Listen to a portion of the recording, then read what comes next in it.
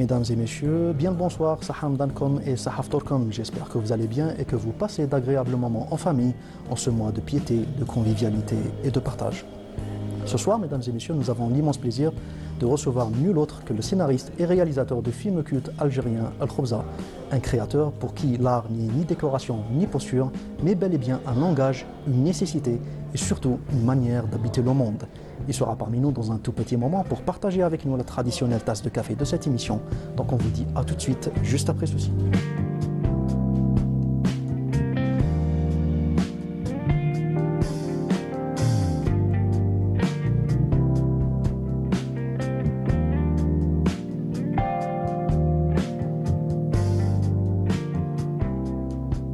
De retour au plateau, mesdames et messieurs, avec notre invité de ce soir, le réalisateur, scénariste, écrivain et aviateur, monsieur Najib Laraba. Monsieur Laraba, مرحبا بك، صحة رمضانك. مساء الخير. السلام عليكم وقبل كل شيء. صحة رمضانكم وأون افون صحة عيدكم. وربي إن شاء الله يطول في عمرنا ونصوم ونصوم ونصوم إن شاء الله.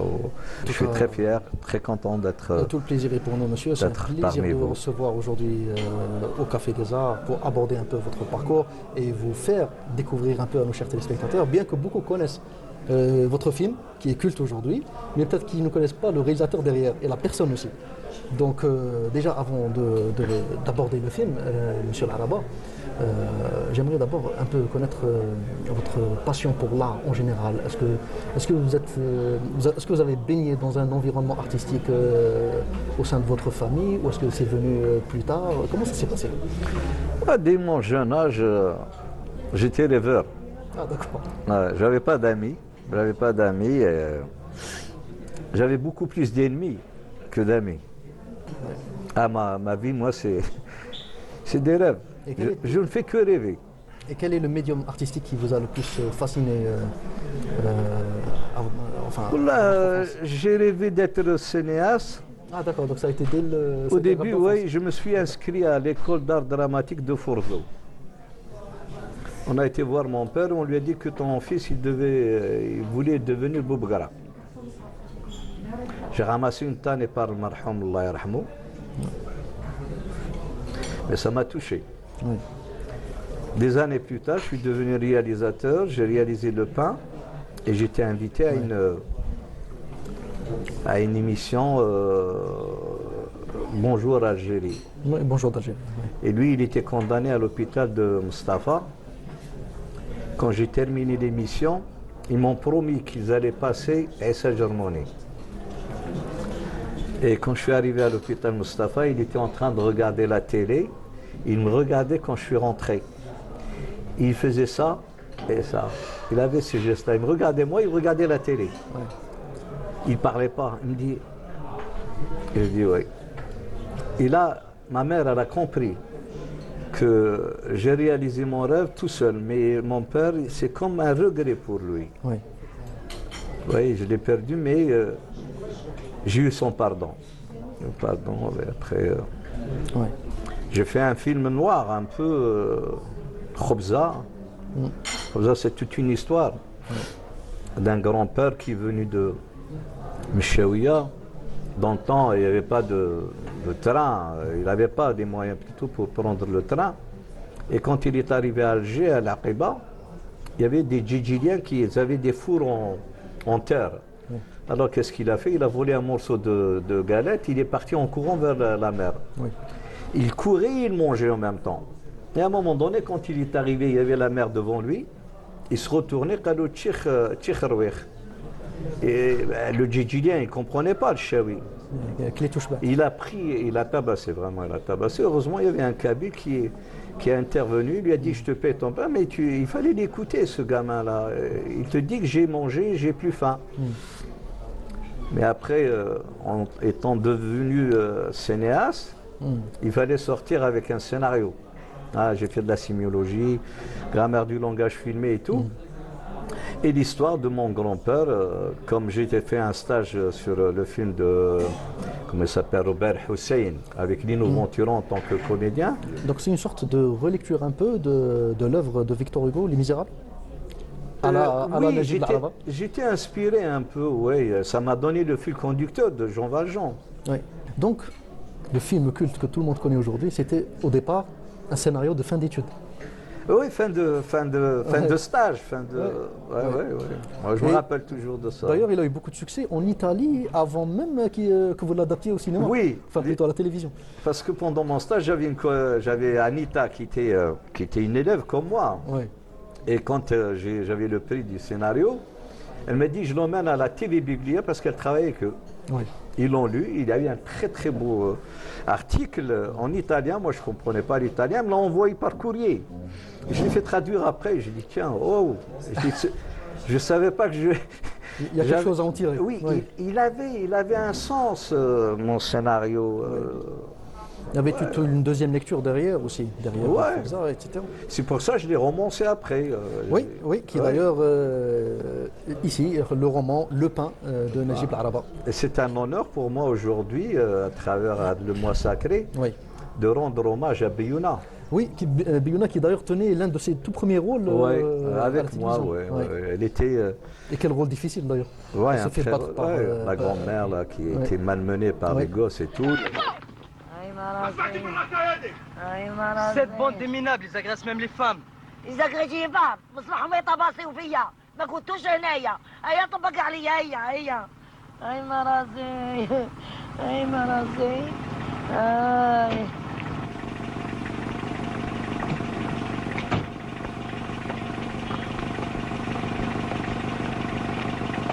Il y avait Atman Aliwat, bon maman, il y avait Bennani.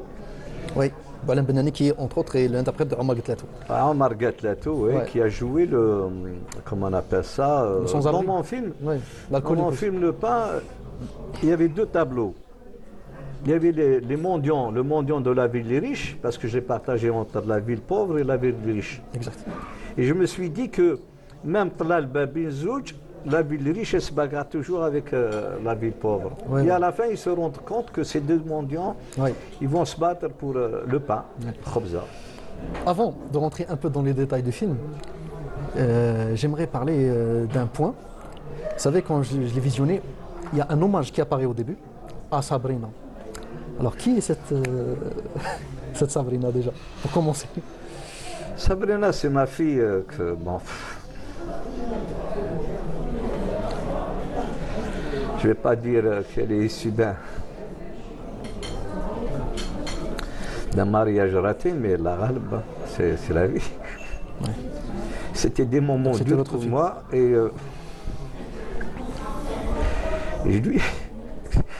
je lui dédié ce film-là, à Sabrina,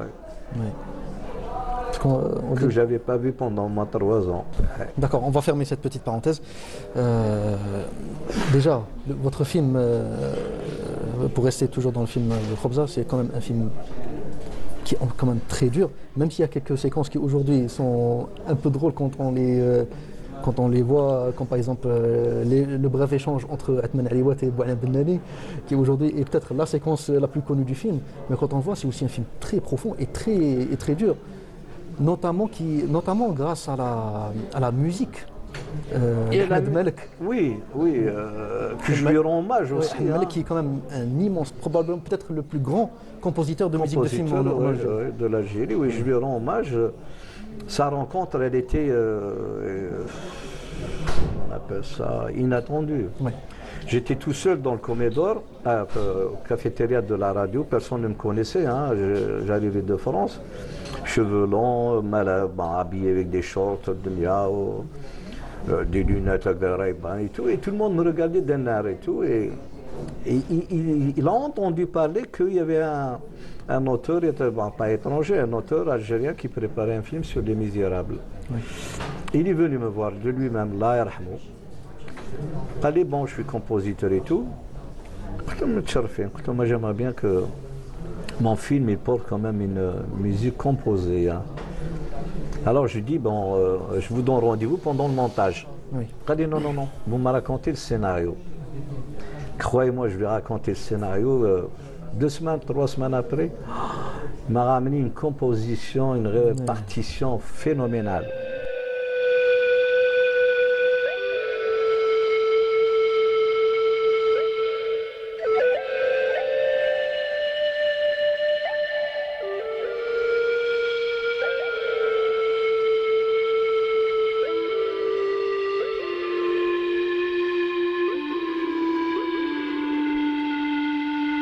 pour rester dans le film Al-Khobza, connaissant le caractère un peu fulgurant de Atman Aliouat, qui généralement est reconnu et connu aussi pour ses improvisations lors des tournages, etc.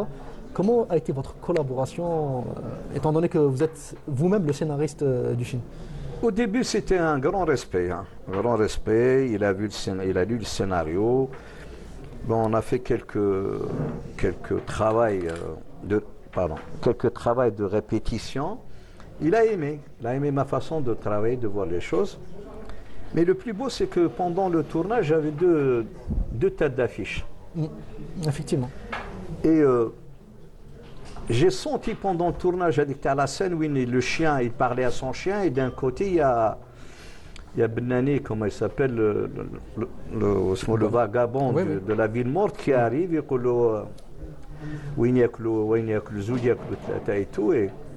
et là, il y a eu une guéguerre. Ah oui, ils se sont bagarrés, mais moi, je ne me rendais pas compte. Je croyais qu'ils jouaient le jeu. Et Rjem, mon directeur de photo, il m'a dit, Najib, s'il te plaît, c'est la meilleure séquence du film. Oui, effectivement. Il ne faut pas la gâcher. Laisse-les tourner. On les a laissés, c'était un grand plan séquence.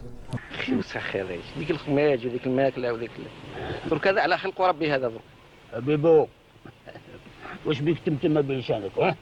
كيفاه انا نروح نتمرمد بها نجيبها وانت تجي تاكلها بكل سهوله هكا. اذا ربي قسم لي قسمتي معك تحرمني منها انت يا وليا عنا راسي وراسك مربوطين في شاشيه ولا واش؟ Alors, monsieur Laraba, Najib, avant d'aborder votre ouvrage Tayara Safra, je vous invite et j'invite aussi nos chers téléspectateurs à faire une petite pause pour apprécier un bref passage musical proposé par les membres de l'association Nahda. On vous laisse apprécier et on se retrouve juste après.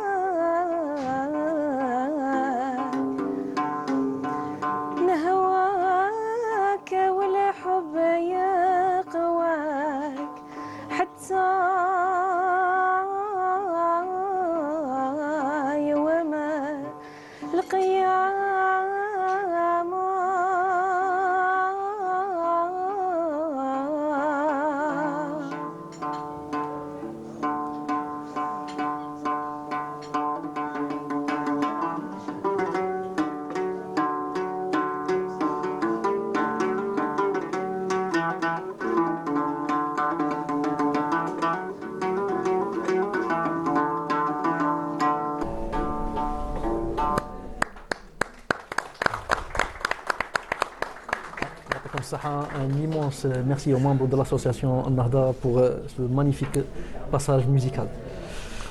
Alors, Najib. Ce qu'il me fallait pour me relaxer un peu. Exactement. Parce que vous m'avez pris de court, alors avec les émotions. Désolé. Les autres, c'est par Tayara Safra, toi, c'est par le Khobza. Oui. Je les remercie. Ouais. Alors déjà, vous me tendez la pêche parce qu'on va aborder à présent, on va faire un énorme bond en avant déjà, parce que vous n'êtes pas que cinéaste, vous n'êtes pas que scénariste, mais vous avez aussi une longue carrière littéraire, donc vous êtes aussi romancier, auteur, et on va commencer bien évidemment par votre tout premier roman, L'Oiseau jaune, Tayara Safra. Alors, je sais que ce roman est né suite à une douloureuse dispute que vous avez eue, on va dire. Ouais, une douloureuse rencontre, ouais. Oui. Alors, j'étais en Suisse, on était invité pour fêter, comment on appelle ça, rendre plutôt hommage aux 3 grands aviateurs de la voilure tournante, c'est-à-dire l'hélicoptère. Oui. Parmi eux, il y a deux qui ont fait la guerre d'Algérie. Et le 3e, il a fait la guerre du Tchad. Mais c'était mes 3 professeurs. Bon, moi, par respect, j'ai dit 3 professeurs, parce que je n'aime pas dire instructeur. Et il y avait du monde, il y avait des Américains, il y avait des Italiens qui représentaient un peu les hélicoptères. Et d'un coup, il y avait quelqu'un qui s'appelait René. Il s'est levé, il a dit, pendant la guerre d'Algérie, j'avais mal au bide. Mal au ventre. Soudain, il y a un bougnoul qui sortait avec un fusil de chasse pour me tuer.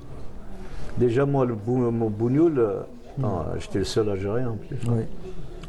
Et heureusement que Pux, un de mes professeurs aussi, qui a gardé des souvenirs atroces de son copain pendant 60 ans, il n'a jamais divulgué. Alors, heureusement que Pux il est sorti, il a tué le bougnoul. Moi, les mots de bougnoul... j'ai éclaté en larmes, je n'ai pas pu me retenir. Et tout le monde se demandait pourquoi. Tout à l'heure, il était gay, j'ai fait quelques tours aux Américains, aux Italiens, on a fait les tours comment ça s'appelle, des baptêmes de l'air et tout. Oui. Et ils me voyaient triste et pleurant. Et on leur a traduit la scène, bon voilà. Et là, il s'est rattrapé, il voulait m'embrasser, tu vois, il m'a fait la bise pour demander. La 3e reprise, je lui dis, écoute, tu t'assois, René. Assis-toi, tu vas m'écouter. Moi, je vais te raconter ce que vous m'avez fait pendant la guerre d'Algérie, à moi et ma mère. Ouais. Et d'un coup, l'histoire, elle est venue. Michel, Allah yarhamou, en sortant, il m'a dit, Najib, tu nous as émerveillé, tu nous as épaté avec ton histoire. Comme tu es cinéaste, pourquoi tu n'écris pas en scénario ou là en film? On est sorti de Sciences Genève-Paris, j'avais déjà rédigé 15 séquences. L'histoire que je l'ai racontée, comment pendant la fête de Tahari al-Mtahar, on est parti chercher de la terre et tout. Ma mère, elle portait un baluchon avec un écusson qui brillait. D'un coup, il y avait un avion qui tournait autour. C'était le petit avion que tu vois là. C'est le même. Oui. Et quand il a vu l'écusson sur le dos de ma mère, il croyait que c'était une arme. Oui. Et les Français, ils ont reçu des ordres de diverser toute procession, tout attroupement, il faut le... Et là, on est parti, moi et ma mère, vers la route nationale. On a été récupérés après par une jeep. Oui. Et ma mère, quand elle était Amour, بالشاوية بالعربية, ce qui veut dire terre, l'ordre.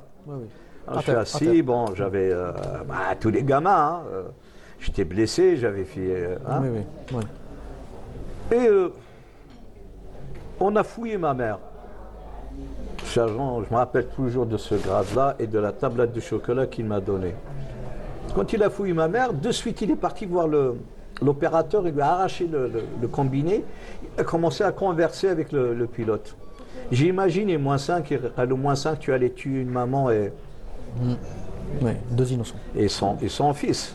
Ouais. Et moi, bon, j'avais plus de larmes, c'est fini. Hein. Je regardais, j'étais curieux. Et après, ils m'ont soigné, ils m'ont poncé. Et à la fin, avant de partir, ils m'ont donné une tablette de chocolat, l'éléphant noir. Ouais. Et c'était un chocolat spécial. Malgré qu'il fait 50 degrés, ils ne font pas. Ah, d'accord. Ah ouais, c'est pour les militaires, pour les énergiser un peu et tout. Et cette histoire, quand je l'ai racontée à Michel, il était étonné. Au noir, tu me l'envoies, je l'ai mise au propre et tout, je lui envoie. Tu as dit, bon, Najib, je t'aime beaucoup, mais c'est très émouvant ton histoire, moi je vais t'aider. Et son aide, c'était quoi? C'est de me mettre en contact avec des anciens pilotes qui ont fait la guerre d'Algérie, qui étaient à Kharrata, qui étaient à Tizi Ouzou. Personne ne savait qu'il y avait une base à Tizi Ouzou, mais elle s'appelait Tizi Ouzou. Ah ouais. Kharrata, Tlarma, Barika et tout, ils m'ont raconté leur propre histoire. Oui. Mais moi, j'étais étonné un peu. Je me suis dit, mais pourquoi l'armée française n'a jamais admis que comme ils les appelaient les Felagas, comme maintenant on dit que le Hamas c'est des terroristes. Non, je regrette infiniment. On était des Fellous. On était des Fellous, on était des, comment on appelle ça, des Bounouns, on était des ratons, on était des chacals. On nous traitait de tous les noms. Oui. Je me suis dit, comment on est arrivé à leur abattre des avions avec un Bechtola. J'ai fait tout un travail de recherche et finalement j'ai trouvé qu'ils ont abattu pas mal d'avions avec le Bechtola, comme on dit. Ils se sont améliorés avec les mitrailleuses, avec les fusils sophistiqués et tout. Ils m'ont donné des idées et après j'ai fait lire ce premier jet et toujours il y avait deux lecteurs à moi que j'adore. Ils me disent, mais pourquoi tu ne vas pas l'épicer, tu ne vas pas nous donner un peu de ton âme? Quand tu étais gamin, tu nous as raconté une petite histoire, mais ton enfance, ton père qui est parti en France, il t'a laissé pendant des années, ta mère, comment elle a souffert, le meshtat, douar, et là j'ai commencé à... Ouais, les idées commençaient à affluer. Ouais. Et première lecture, toujours par un Français. Ah ouais. Et t'es étonné, il m'a dit, mais attends, on trouve que dans Tayar Asfra, il y a sans haine, sans préjugés. L'histoire d'un gamin qui arrive à amadouer, à dompter, au vrai sens, tu vois, un capitaine qui, dans le temps, avec un appel, il montait dans son tissu, il allait bombarder les meshtas, il allait bombarder des douars et tout, il s'en foutait. Mais là, avec le gamin, la connaissance du gamin, la connaissance de Sidi, de douars et tout, il est devenu humain. Il a juré de ne plus tuer. Ouais. Et voilà, Tayar Asfra, comment elle est devenue... Donc Tayar Asfra, c'est finalement un roman en grande partie autobiographique. Donc finalement, Tayar Asfra, c'est un roman en grande partie autobiographique.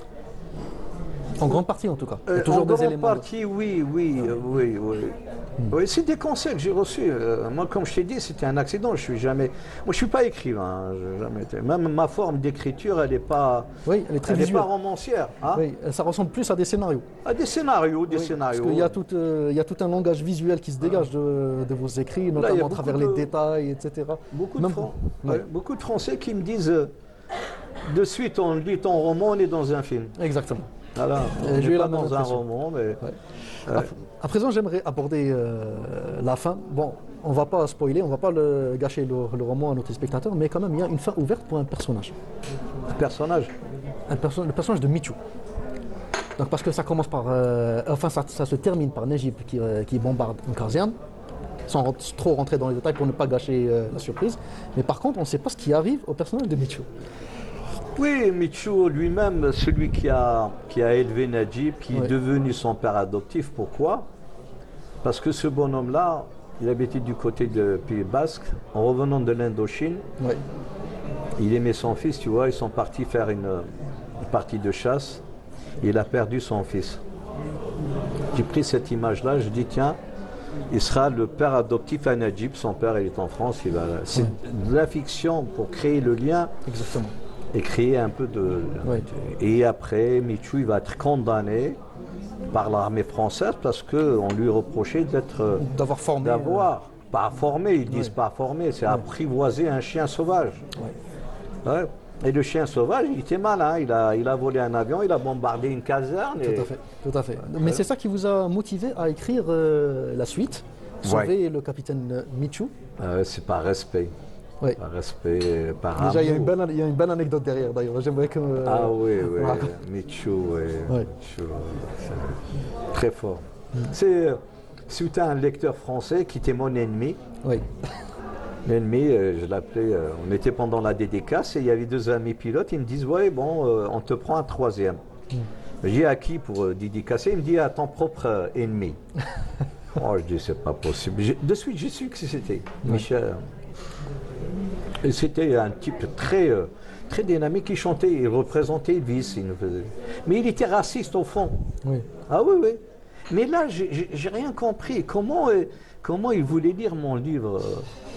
Il a lu en 2 jours, il a lu mon Tayara Sfra, et c'est lui qui m'a donné l'idée. Il m'a dit, mais attends, tu nous laisses en suspense. Et Michou, il est parti où?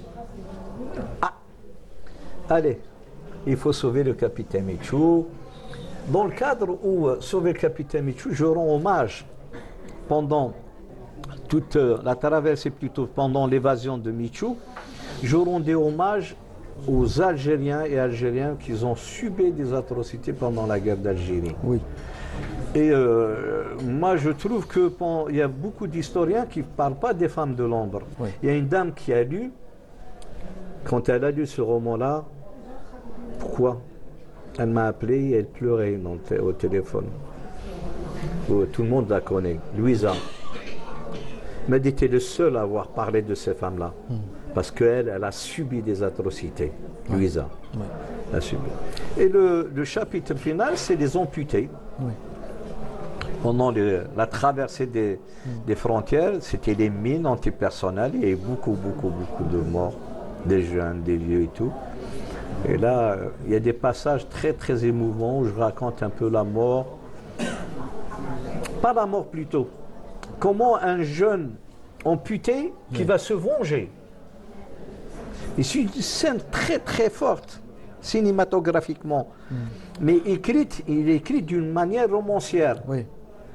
Comment il voit un dandiné de lieutenant qui partait de Tbessa comment ça s'appelle, à Annaba. Oui. Il lui dit, toi partir vacances, il lui dit non. Moi partir danser à Annaba, il y a des belles femmes et tout. Il lui dit, moi je te cire tes chaussures, tu ne vas pas partir avec toi avec chaussures sales, partir danser. Le français cassé. Il commence à lui cirer ses chaussures. À un moment donné, il lui dit, chef, j'ai plus de cirage. La boutique elle est juste en face, je vais acheter le cirage et je reviens. Il s'en va, il y a une moto qui arrive, il le prend. Il rira bien qu'il ira le dernier, mais tu vas bien danser. Le lieutenant, il se retourne, il a compris, il lève son pied, pompe, il s'est vengé. Oui. Et qu'est-ce qu'on voit? Parce qu'au début, il lui a offert un petit mouchoir blanc dans lequel le mot il a il a pas dessiné, comment on appelle ça? Ah? Il a brodé une grenade. Mais le temps, il n'a pas ouverte. C'est plus tard, c'est cinématographique. Oui. C'est plus tard, quand il y a eu l'éclatement, que le torchon, plutôt le foulard, et on voit la grenade. Oui. Tu vois, c'est très symbolique. Oui. Il y a vraiment une narration visuelle. Hein. Ouais, voilà. Et après, il s'en va avec sa moto, tu vois. J'aime bien rendre hommage à tous les Algériens. J'essaye. Vous savez, monsieur Laraba, quand on parcourt l'ensemble de votre œuvre, je ne parle pas uniquement de littérature, je parle même de vos œuvres télévisuelles, cinématographiques, même dans les séries télé. Il y a toujours un sens de liberté qui se dégage de vos travaux. Vous êtes quelqu'un de très ambitieux et qui n'est pas cloisonné dans une case bien précise. Donc on vous retrouve un peu dans tout et même, vous avez même eu un parcours d'aviateur. Donc déjà, j'aimerais qu'on raconte un peu à nos chers téléspectateurs comment s'est faite cette transition de cinéaste à pilote. Cinéma, pilote, c'était un... Moi, il n'y a que des accidents qui m'arrivent. Oui, exactement. Le pilotage, c'était un accident aussi, un accident de parcours avec un ami.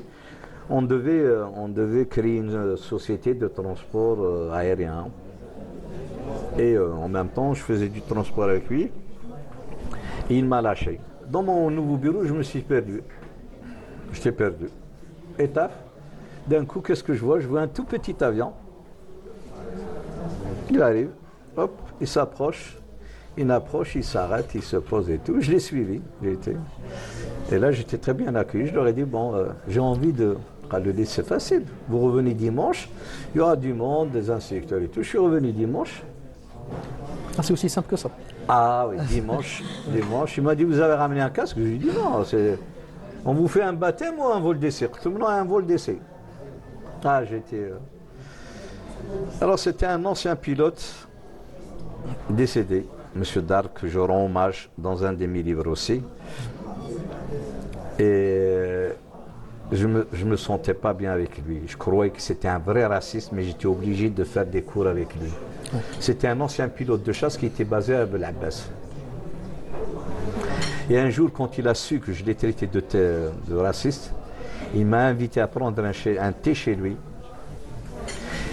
Et imagine-toi, qui c'est que je trouve chez lui? Son beau-frère, c'était un Algérien, marié avec sa fille, qui était professeur de français en Angleterre. Ah oui, d'accord. Oh là là là, allez, entre, je vais te montrer le raciste. Là, je te jure, j'avais plus les mots. Ouais. Il m'a appris. Et après, petit à petit. Donc ça s'est fait comme ça. Mais le plus beau dans tout ça, c'est que je rends hommage aussi à ma femme. Ma femme, son histoire, elle était un peu... Vous l'avez caché pendant 1 an et demi à peu près? 1 an et demi presque, oui. Ouais. Ouais, ben, elle voyait des livres, elle voyait que je travaillais sur l'aviation et tout, et on partait faire des brocantes. Et je m'intéressais à acheter des petites babioles. Les miniatures, des maquettes d'avion. Des miniatures et tout. Ouais. Et quand elle faisait la poussière, elle disait, oui, le pauvre, il voulait devenir pilote. Allez, où les pilotes? Allez, yahlem. Oui, mais justement, qu'est-ce qui a motivé ce choix de ne pas lui dire? Pour mes projets, je suis souvent cachotier. Ah, comme je vous ai dit tout à l'heure, je suis rêveur. Et j'ai peur que les gens... Et j'ai eu ça. Mais maintenant, je ne raconte plus rien.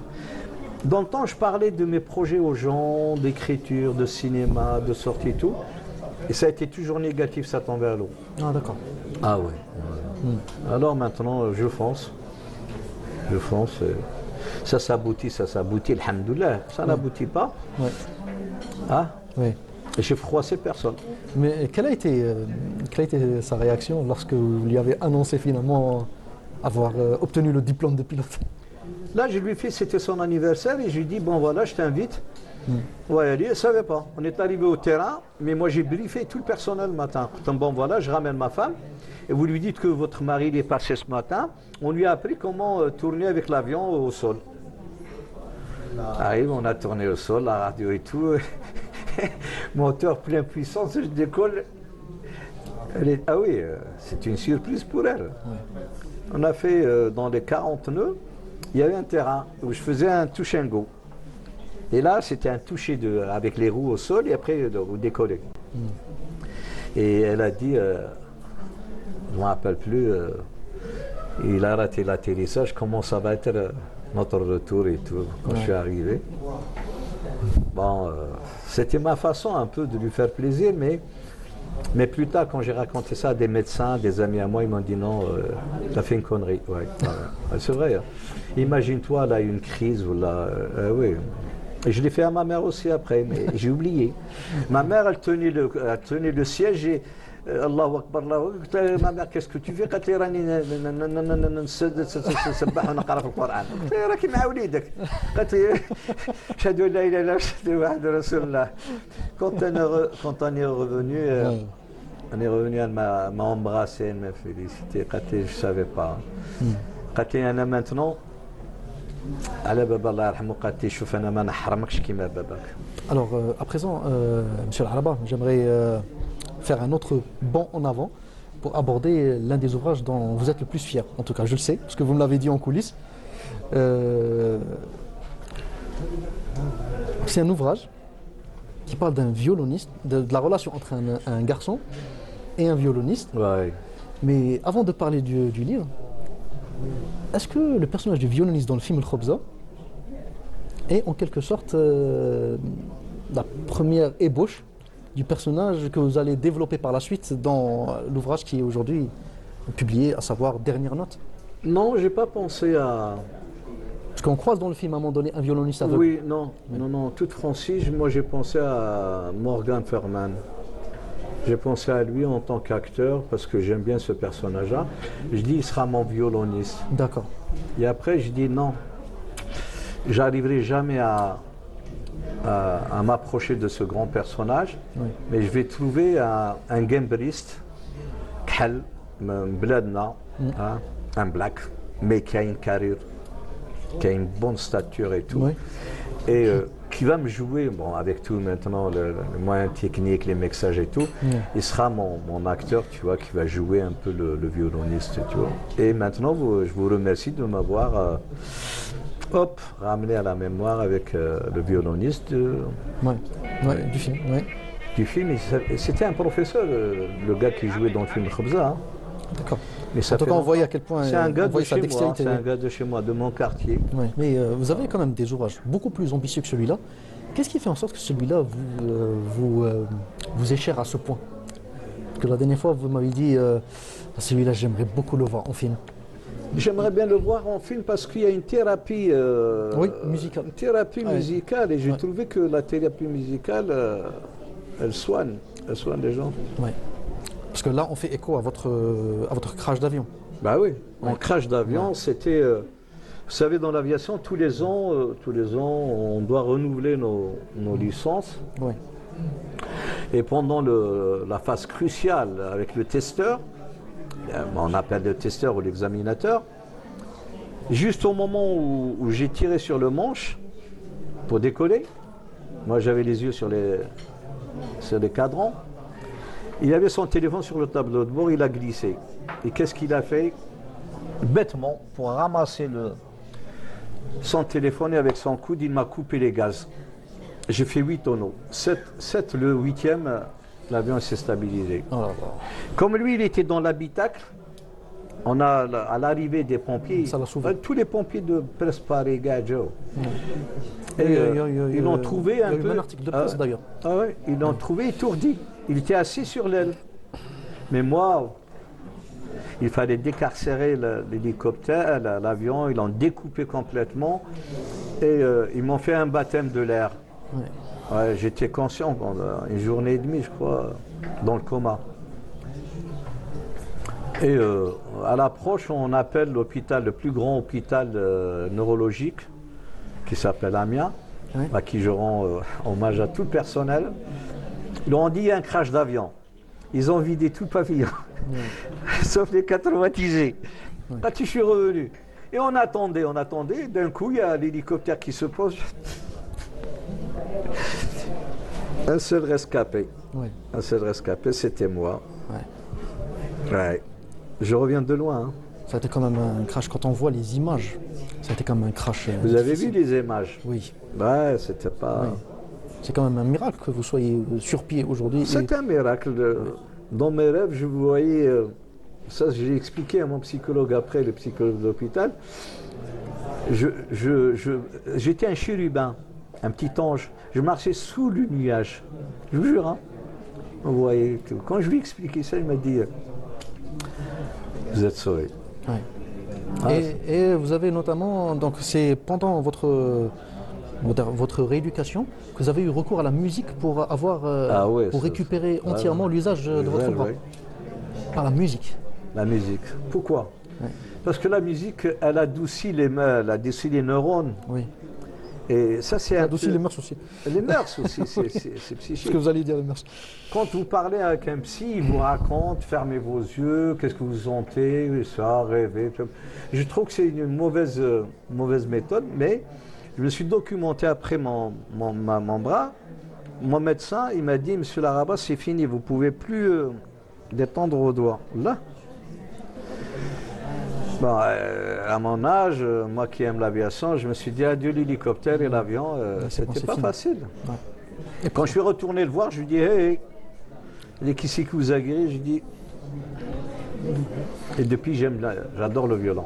Et c'est là où vous est venue l'idée de construire tout un roman autour justement autour du personnage. Du pouvoir de la musique. Parce que c'est littéralement un roman qui parle du pouvoir de la musique. Oui, le pouvoir. Oui, parce que c'est quand même un violoniste qui, de loin, arrive à travers l'énergie des personnes, trouver une musique qui... Comment la musique en elle-même, elle exprime les sentiments profonds de quelqu'un. Vous voulez l'adapter vous-même? Non, moi je suis très sensible, je peux pas. Je peux pas. J'aimerais bien participer, oui. Surtout qu'il y a beaucoup d'émotions dans le livre. Voilà, il y a beaucoup d'émotions et moi je suis trop faible pour ça. Non. Vous avez quelqu'un en tête? J'ai quelqu'un en tête. Bon, ma femme ce matin en arrivant, quand elle dit Samir, pourquoi? Ah, Samir qui est aussi le réalisateur de votre émission. Avant. Oui. Pourquoi? Parce que quand elle a lu le roman, quand on a vu le décor de Sidi El Houari et un peu le décor oranais, il m'a dit, bon voilà ton décor, il est là, l'âme de ton film, la dernière, elle est là, à Oran. Surtout que vous recherchez toujours des décors similaires, parce que on le voit aussi. Il y a un feu là, il y a des personnages, et pourquoi pas. Vous avez une carrière très atypique. C'est une carrière impressionnante parce qu'elle part dans tous les sens. Est-ce que vous avez pensé à rédiger vos propres mémoires? Non. Parce que quand même, vous avez commencé par le cinéma, ensuite vous avez même eu un passage dans les séries télé avec Binobin, qui était une sitcom réalisée pour Canal Algérie, ensuite une carrière d'aviateur, ensuite une carrière de romancier. Je peux pas, pourquoi? Parce que je me dis... Vous avez tellement à raconter. Si je laisse une mémoire derrière moi, ça va faire mal à beaucoup de gens. Ah, mais c'est clair, c'est clair. C'est pour ça que, je ne sais pas si vous avez remarqué, je parle de mon père, de son départ en France, mais je ne parle jamais de mon père, de son retour. Oui. Pourtant, mon père, il est revenu. Il m'a élevé. Hein? Et mon père, quand il est décédé, c'était l'événement où il y a eu un détournement d'avion de Air France. Oui. Et je ne pouvais pas venir. Moi, dans mon esprit, mon père est toujours vivant. Il n'y a pas de mémoire à écrire, il n'y a rien. Tout continue, tout vit, et bon, voilà. Ouais. Peut-être quelqu'un écrira un jour sur Najib Laraba. Oui. Merci. Sur ces belles paroles, je vous dis merci beaucoup Najib Laraba d'avoir accepté notre invitation ce soir. Ce fut un magnifique échange avec vous. Je vous remercie. Très, très passionnant de découvrir l'homme derrière l'artiste aussi. Oui, pourquoi pas. Comme il est derrière l'hélicoptère, un jour vous allez voir Najib derrière la caméra. Merci encore une fois à vous Najib Laraba. Et merci aussi à vous, chers téléspectateurs, de nous avoir suivis jusqu'au bout. C'est déjà la fin de cette émission. J'espère qu'elle vous a plu. Avant de vous quitter, on vous laisse savourer encore une fois une belle démonstration musicale de l'association An-Nahda. Quant à moi, je vous dis à très très bientôt. Prenez bien soin de vous. Au revoir.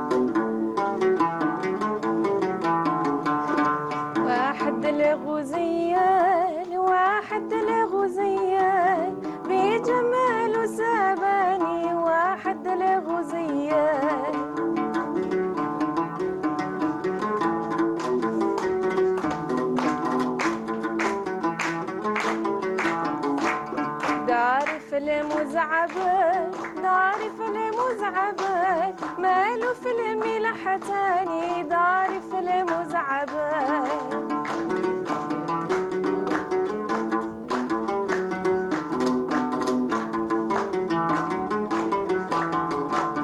بيوصلوا يبخل بيوصلوا يبخل ويرضى به جيراني بيوصلوا يبخل على شي معذب قلبي وعلاش